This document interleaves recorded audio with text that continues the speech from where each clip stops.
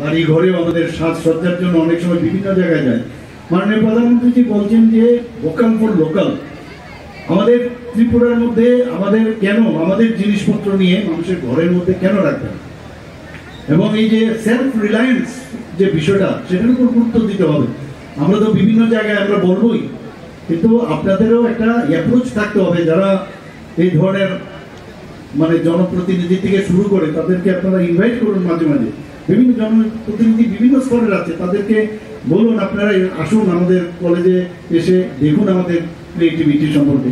তাদের কিন্তু সুযোগ আছে বিভিন্ন জায়গায় বলার। তো আমার মনে হয় আজকের এই যে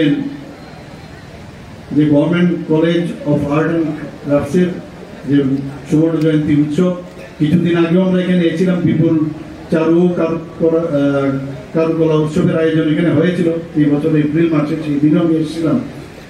তো এই বিষয়গুলো আপনারা রাখবেন, মাথায় রাখবেন। আপনারা সবাই আছে আপনাদের কাছে, আমি আর কি বলবো, আপনারা বিশিষ্টজন এবং আপনারা স্কলার ব্যক্তি। তো আমার মনে হয় সমাজের সাথে আপনাদের যুক্ত হতে হবে, সামাজিকভাবেই হোক রাজনৈতিকভাবেই হোক।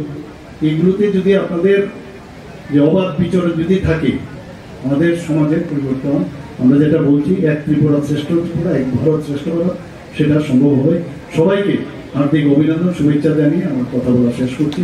নমস্কার, জয় হিন্দ।